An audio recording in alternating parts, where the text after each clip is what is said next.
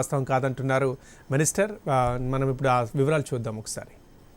దశాబ్ద కాలంగా తెలుగుదేశం పార్టీ ప్రభుత్వ హయాంలో తనకంటూ ఒక గుర్తింపు తెచ్చుకున్నారు మాజీ మంత్రి పడాల అరుణ. ఒక ఎంపీపీ స్థాయి నుంచి ఒక కేబినెట్ మినిస్టర్గా పార్టీ అండదండతో ఎంతో స్థాయికి ఎదిగారు.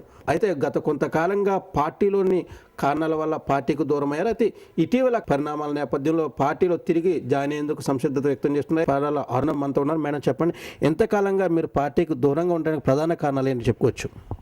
ప్రధాన కారణాలు అంటూ ఏమీ లేవు.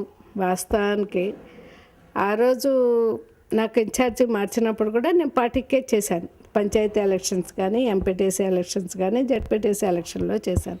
కారణం చిన్నదే.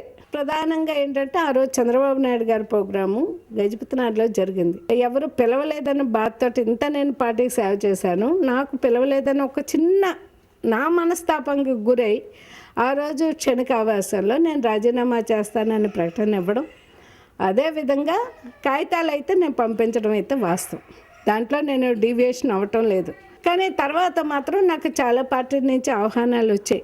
కానీ ఈ పార్టీ నాకు ఒక గృహిణిగా ఉన్న నాకు మండల ప్రెసిడెంట్ నుంచి క్యాబినెట్ మంత్రి వరకు ఇచ్చి జిల్లా పార్టీ అధ్యక్షురాలుగా చేశాను, కార్పొరేషన్ చైర్మన్గా చేశాను, అదేవిధంగా రాష్ట్ర పార్టీ కార్యనిర్వాహక కార్యదర్శిగా చేశాను. పార్టీలో చాలా పదవులు చేశాను. అయితే మీరు మంత్రిగా పనిచేసిన తర్వాత టీడీపీ నాయకుల కంటే అప్పుడు కాంగ్రెస్లో కీలక నేతలకు ఇంపార్టెన్స్ ఇచ్చారు.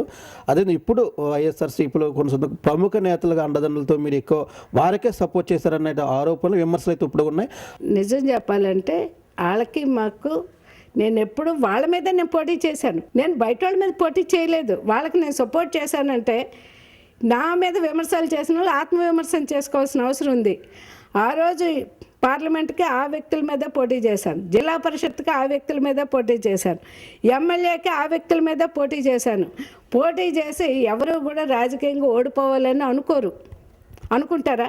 ఎవరితోనూ మాకు సంబంధాలు ఉన్నాయది రాజకీయంగా రంగులు పొలవడానికే తప్పించి ఇందులో వాస్తవాలు అయితే కాదు. ఏ రోజైనా నేను వెళ్ళడం చూసారు ఎక్కడికైనా?